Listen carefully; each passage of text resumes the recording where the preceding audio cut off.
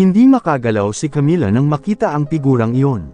Ikaw, samantala, ang isang taong iyon, si Steven, ay tumingin kay Camila ng patagang tingin. Pagkatapos, lumipat ang kanyang tingin sa kanyang mga anak. Isang ngiti ang nakaplaster doon. Prinsesa, bati niya. Nanatiling tahimik din ang mga quintuplet. Lalong nabigla si Camila nang marinig niyang ganoon ang tawag ni Steven sa kanyang mga anak. Hindi, sabi niya. Agad namang pinatayo ni Camila ang kanyang mga anak sa likuran niya. Ilayo sila sa paningin ni Steven. Naging mabangis ang tingin ni Camila. Anong pinagsasabi mo? Bakit mo tinatawag ng ganyan ang mga anak ko? Tanong ni Camila. Mga anak ko sila, sagot ni Steven. Agad namang nanlamig ang katawan ni Camila dahil doon. Imposible. Alam na ba ni Steven? Pero, paano na? No, they're not. They are my daughters. Don't talk nonsense, mariing sabi ni Camila. Mommy, hinawakan ni Bettina ang binti ni Camila. Mukhang nag-aalala ang mga quintuplet dahil sa sagot ni Camila. Mukhang hindi maganda ang ending. Pareho ang iniisip ng mga quintuplet. Gusto kitang makausap, sabi ni Steven. Pero hindi dito, hindi sa harap ng mga bata, patuloy niya. Seryoso ang mga mata ni Steven. Sa kasamaang palad, ayaw makipag-usap ni Camila sa lalaking ito. Bumalik ang takot sa kanya. Hindi, wala tayong dapat pag-usapan, ni tungkol sa akin, o sa mga anak ko. Pinigilan ni Camila ang mga salitang "me children", para ipaalam kay Steven na hindi niya gustong istorbohin iyon. Camila mukhang may gustong sabihin si Steven pero agad ding tumalikod si Camila. Babies, let's go. Let's go from here, sabi ni Camila habang hawak-hawak sina Dahlia at Athena. Faith, tawag ni Camila. Si Faith, na naintindihan, ay agad na hinawakan ang dalawa pang bata. Riley, sumama ka muna kay Auntie Faith, mariing utos ni Camila sa anak. Pero, Mommy, Riley, ayaw mo counter ni Mommy Billison mo maglakad ka muna kasama si Auntie Faith, ani Camila with that firm look. Sa wakas, dahil ayaw niyang magalit ang kanyang ina, sinunod ni Riley ang utos ng kanyang ina. Naglaan ng oras si Riley para umikot. Tumitig kay Steven. Mukhang malungkot si Riley. Daddy, tawag niya sa mahinang boses. Si Steven naman, nakatitig lang siya kay Riley. Siyempre, hindi siya mananahimik. Hindi niya hahayaang lumayo sa kanya ang kanyang mga anak. Napatingin si Steven kay Camila. Mga anak ko sila, sabi ni Steven. Gustong sunggaban ni Steven sina Dahlia at Athena na nasa tabi ni Camila. Of course, no ang Steven's behavior, Camila was very panic. Hindi. Huwag mong hawakan ang anak ko. Napakabigat ng hininga ni Camila. Namula pa ang mukha niya. Wala ka talagang karapatan, sabi ulit ni Camila. Huwag mong isipin na kunin sila sa akin. Mayroon akong ebidensya na magpapatunay na anak ko sila. Mga biological na anak ko. Ang laman at dugo ko, ani Steven. Sinubukan ni Steven na kumalma sa gitna ng kaguluhang ito. Humigpit ang hawak ni Camila kina Dahlia at Athena hanggang sa makaramdam ng sakit ang dalawang bata. Mommy, masakit po, sabi nila. Sinaktan mo sila, ibigay mo sila sa akin. Muli, sinubukan ni Steven na ilayo ang kanyang mga anak kay Camila, na nagiging emosyonal. Sabi ko wag kang magpang hawak sa kanila. Tinuro ni Camila si Steven. Ikaw, wala akong pakialam kung anong ebidensya ang sinasabi mo. Ang alam ko noon pa man, at palagi kong pinaniniwalaan, ay mga anak ko sila. Binuhat ko sila sa loob ng 9 na buwan. Bawat sandali ay kasama nila. Sa mabuti o masamang panahon, hindi ako lumaki sa akin. Sabi ni Camila. Kaya, huwag kang umasa dahil lang may patunay ka sa kalokohang iyon. Makukuha mo sila sa akin. Hindi, kahit mamatay ako, hindi mo sila maaalis sa tabi ko. Pagkasabi noon ay lumabas na ng kwarto si Camila. Maging si Camila ay isinara ng mahigpit ang pinto. Ibinaba ni Steven ang kanyang ulo. Nakakuyom ang mga kamay niya sa mga kamao. Matigas ang ulo na babae. Alam kong magiging ganoon ang magiging tugon. Sa labas, si Camila ay nagpatuloy sa paglalakad ng mabilis. Dahil sa mga emosyong namumuo sa loob niya, hindi yun namalayan ni Camila.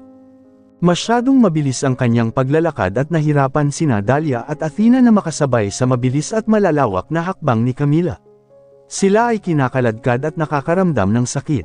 Mommy, you are hurting us, sabi ni Dahlia. Ngunit walang pakialam pa rin si Camila. Simula kanina, minumura pa rin niya si Steven.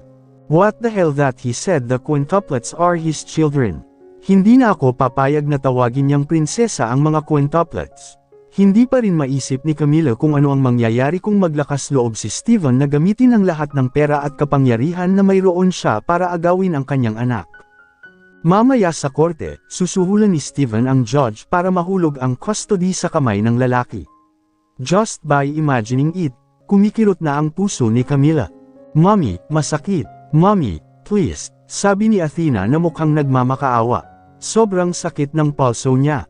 Sa wakas, napatigil si Camila sa kanyang paglalakad nang marinig ang reklamo ni Athena.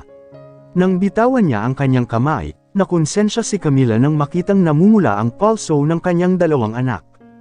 Yumuko si Camila. Oh, mommy, that hurts, sabi ni Dahlia habang hinahaplos ni Camila ang kanyang pulso. Sorry, hindi sinasadya ni mommy na saktan ka. Mommy, hindi alam ni Camila ang sasabihin ngayon. Agad namang nagkusa sina Athena at Dahlia, na naiintindihan nilang malungkot ang kanilang ina, na yakapin ng mahigpit ang kanilang ina. Hinaplos pa nila ang likod ni Camila ng marahan. Mommy, ayos lang. Naiintindihan namin kung ang gulo ng isip ni mommy ngayon, ani Dahlia. Tumango si Athena. Nagulat si Camila sa narinig. Agad niyang niyakap ang kanyang mga anak. Babies, wag mo na ulit iiwan si mommy ha. Stay beside me. It doesn't matter what. Okay, kahit na sinabi niya iyon. Nanginginig ang boses ni Camila. Siya, nakilala bilang isang matigas na figura, ay napakahina at marupok din pagdating sa kanyang mga anak. Lo and behold, napuno pa ng luha ang mga mata ni Camila. Pero buong lakas itong hinawakan ni Camila para hindi siya umiyak. Tumango sina Dahlia at Athena. Hinding-hindi namin iiwan si mommy. Hindi kailangang matakot si mommy, sabi ni Athena. Ngumiti si Camila. Humigpit ang yakap niya. Pangako kay mommy, sabi ni Camila. We are a promise. We will always beside mommy.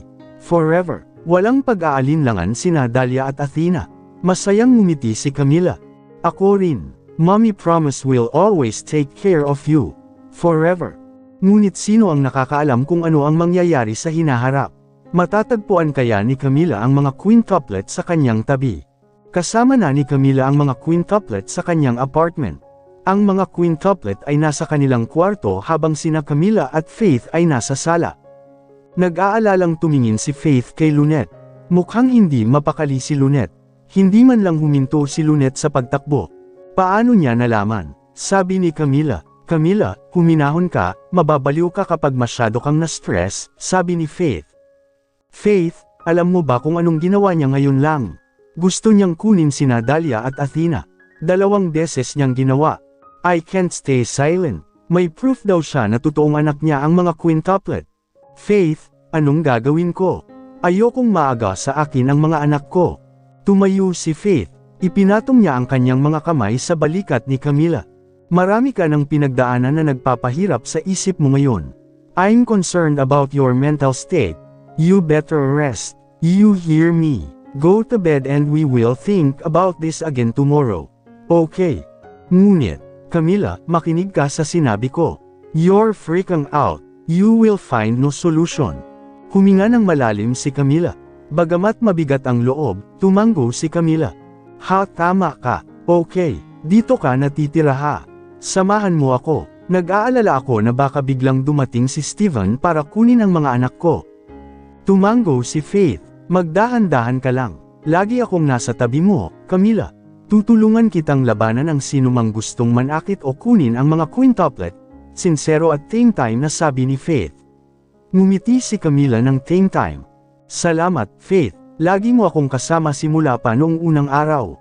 Samantala, sa kwarto, nagkukunwaring natutulog ang the quintuplets.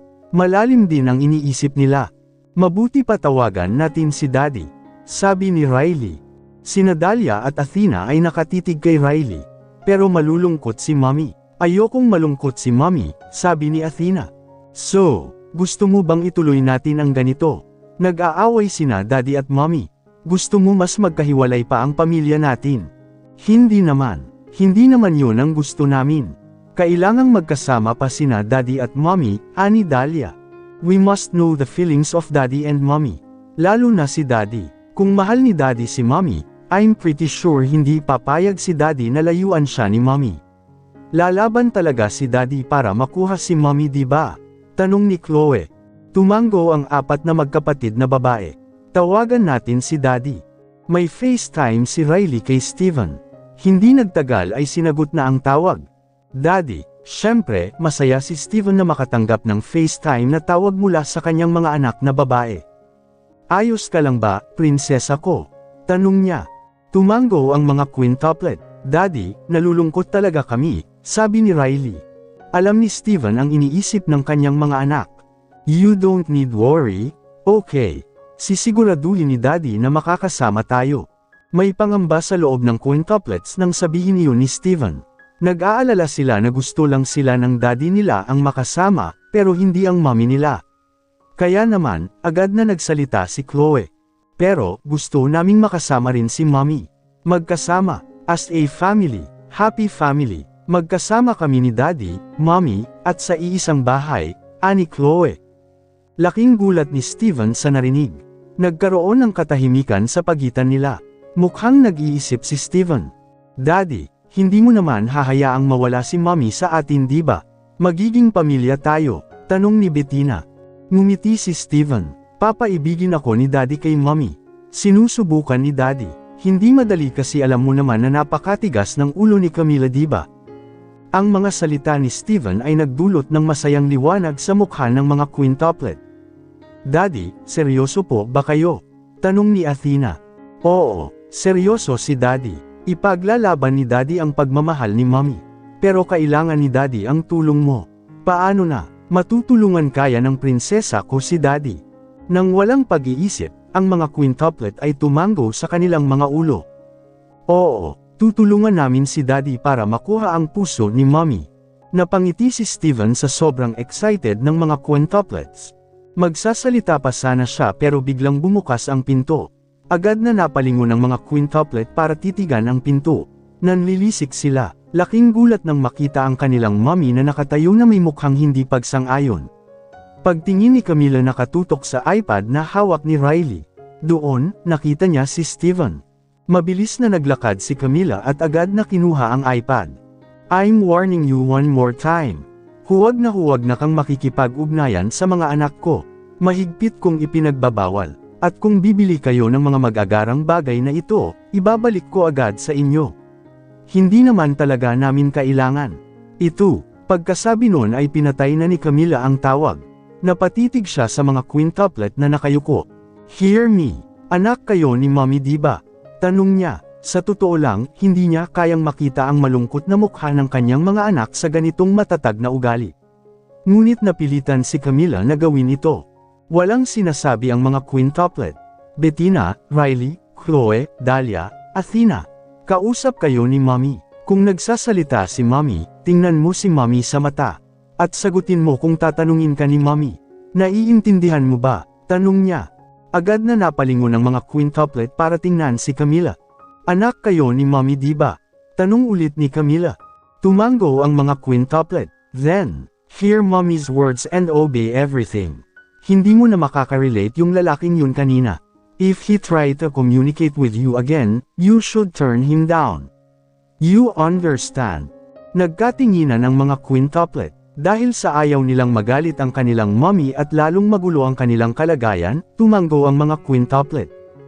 Opo, Mommy, susundin po namin ang payo ni Mommy, ani Riley at iba pa. Huminga ng malalim si Camila. Lumuhad siya at niyakap ang kanyang mga anak. Mommy loves you, my beautiful daughters. Ito lang ang ginagawa ni Mommy dahil mahal na mahal ka ni Mommy. Sabi ni Camila sa malungkot na boses. Mahal din namin si Mommy. Kung ganon, ngayon ka na matulog. Huwag ka nang magpanggap. Okay. Oo, Mommy. Agad na umakyat ang mga quintuplet sa kani-kanilang higaan. Lahat ay nakahiga at nakapikit. Nakatingin lang si Camila. Nakakita siya ng mga mamahaling bagay sa silid ng kanyang mga anak. Walang pag-aaksaya ng oras, kinuha ni Camila ang lahat ng mga gamit. Kailangan kong ibalik ito, Ipapadala ko ito sa kanyang bagong bahay, sabi ni Camila. Maaari lamang sumuko ang mga quintuplet kapag kinuha ng kanilang ina ang lahat sa kanilang silid. Si Steven naman, tinitigan ng lalaki ang screen ng kanyang cellphone. Hay nako itong babaeng ta. Tara na, alam kong may nararamdaman ka sa akin. I will make you fall for me. No matter what, dapat magkasama tayo ng mga anak natin. Nakapagdesisyon na si Steven. Hindi niya pababayaan si Camila na mawala sa buhay niya. Anuman ang mga hadlang, ganun din sa mga anak niya. Franco, or whoever it is. Hindi ko hahayaang maghiwalay ang munting pamilya natin. Sa ibang lugar, kararating lang ni Franco sa bahay kung saan dinukot ang mga quintuplet. Agad na bumaba si Franco sa kanyang sasakyan nang makitang may ilang miyembro ng pulis sa insidente. Kasalukuyang gumagawa ng investigasyon. Officer, anong nangyari? Nahuli na ba ang dumakip? Tanong niya. Yes, sir. Ang mga batang dinakip ay dinala na ng kanilang ama at dinala sa ospital. Samantala, ang mga kidnappers ay dinala na sa himpilan ng pulisya.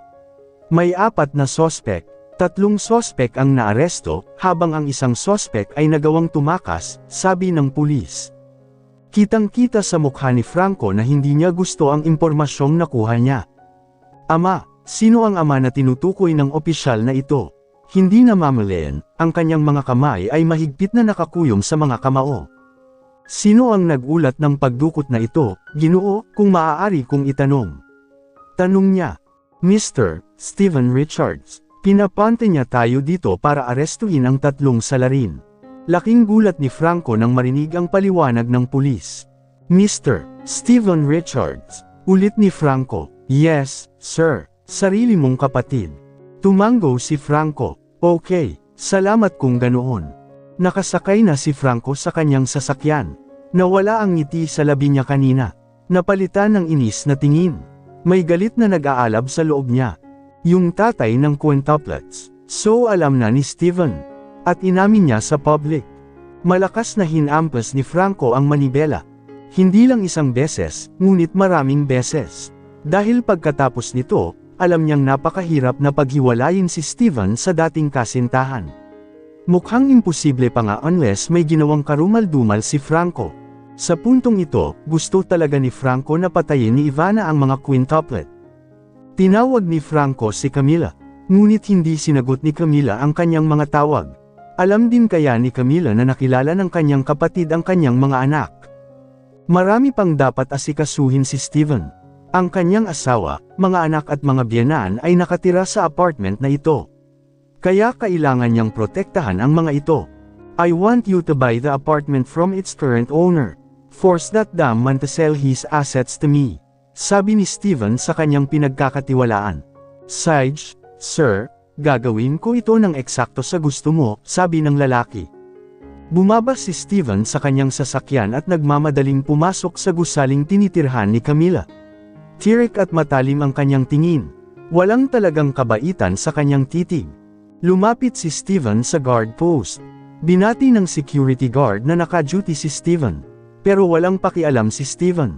Pumasok siya sa poste. Pagkatapos, nang walang karagdagang ado, direktang bugbugin ang lalaki. Hindi na ibigay ang security guard na naka-duty noon pagkakataong lumaban. Sir, stop. Anong ginagawa mo? Tanong ng security guard sa gitna ng pag-ataking ibinigay ni Steven. Ang gwardya na ito ay ang parehong gwardya na tumulong sa pagkidnap sa mga quintuplet. Sigurado si Steven na walang makikitang CCTV footage ng ebidensya hinggil sa pagdakip kay Ivana dahil binayaran na sila. Tumigil si Steven sa pag-atake dahil walang magawa ang security sa sahig. Binigyan siya ni Steven ng matalim na tingin. Ganap na walang pagsisisi sa loob niya. Kapag nabili ko na ang gusaling ito, papaalisin na agad kita. Itong mga hanggal na walang konsensya na tulad mo ay hindi nararapat sa pangalawang pagkakataon. Alam kong sumali ka sa matagumpay na pagdakip kay Ivana. At alam mo kung ano ang kanyang kukunin ay isang grupo ng mga batang inosente. Bago umalis doon ay sinipa ni Steven ang lalaki. Anyway, lilipulin ni Steven ang sinumang makikibahagi sa pananakit sa kanyang asawa at mga anak. Tumayo si Steven sa harap ng unit na tinitirhan ni Camila. Tinitigan ito ng matagal. Kung kakausapin ko ang babaeng iyon ngayon, mananatili pa rin si Camila sa kanyang desisyon. She's on a roll. Kasalanan ko rin, parang kukunin ko sina Dahlia at Athena. Siguradong natakot talaga siya na kunin ko ang quintuplets. At kaya, nagpa siya si Steven na huwag kumatok sa pinto at umalis doon. Mula ngayon, saan man nakatira si Camila at ang kanyang mga anak, sisiguraduhin ni Steven na ligtas ito. Ang mga masamang bagay tulad ng kahapon ay hindi maaaring mangyari ng 2 beses. Inutusan agad ni Steven ang mga tao na magbantay sa harap ng unit ni Camila. 4 na bodyguard. Walang pakialam si Steven kung ano ang iisipin ni Camila mamaya. Naging very protective siya ngayon para sa kanyang munting pamilya. Nagmamadaling pumunta ang nanay ni Camila sa kanyang apartment unit. Labis na natarante si She nang makita niya ang 4 na dayuhang lalaki sa harap ng unit. "Sino kayo guys?" tanong ng ina ni Camila na may masamang tingin. "Anong ginagawa mo sa harap ng unit ko? Gusto niyo gumawa ng masama ha?" Hindi nag-aksaya ng oras, agad silang hinampas ng nanay ni Camila ng kung anumang bagay na hawak niya. Madam, hindi po. Wala po kaming balak gumawa ng krimen dito," sabi ng isa sa mga bodyguard ni Steven. Sinubukan nilang pigilan ang pag-atake ng ina ni Camila. Biglang bumukas ang pinto, may narinig si Camila na nagkakagulo sa labas at agad na nag-check. Laking gulat niya nang makitang inaatake ng kanyang ina ang grupong ito ng mga maskuladong lalaki. "Mom," tawag ni Camila sa kanya. Tumigil ang ina sa kanyang pag-atake. Pinandilatan niya ang figure ni Camila. Tinabi ng nanay ni Camila ang mga lalaking ito, saka niyakap ng mahigpit si Camila. "Ang aking anak na babae." Lalong nagulat si Camila, pero naintindihan niya kung bakit nagkakaganito ang kanyang ina. Gumanti naman ng yakap si Camila. "I'm fine, mother, sorry for not informing you. Hindi naman ako na aksidente. They planned this crime." Niloko nila si nanay, ang intensyon nila ay iwan na lang ni nanay ang mga quintuplet dito para maaga nila, paliwanag ni Camila. Hindi pa rin alam ng ina ang nangyari. She glared. "Yung mga quintuplets, dinakip. Ngayon kumusta na sila? Ayos naman sila diba?" Tumango si Camila. Thankfully, okay naman sila. May nagligtas sa kanila. Nagbago ang mukha ni Camila sa sinabi niya. Ang problema ay agad na nag-flash ang mukha ni Steven at ang mga problemang kinaharap niya noon ay agad na namang pumuno sa isip ni Camila. Huminga ng malalim ang ina ni Camila. Gumaan ang pakiramdam. "Napabayan kong alagaan sila," ang labis na panghihinayang sabi ng ina ni Camila. "This is not your fault. I understand very well what you feel, so don't feel guilty," Camila said to calm over her mother. "Mom, come inside. You must be tired. Ako na ang bahala sa kanila," sabi ni Camila sabay turo sa 4 na bodyguard na pinadala ni Steven. "Sigurado ka ba?" Tumango si Camila. "Sige, mag-iingat ka. I will check the quintuplets." Ngayon ay si Camila na lang at ang 4 na bodyguards. "Go away from my unit. Tell your damn boss that you disturb me and my family. Isa pa, sabihin mo sa boss mo, kakausapin ko siya mamaya. We will finish this matter."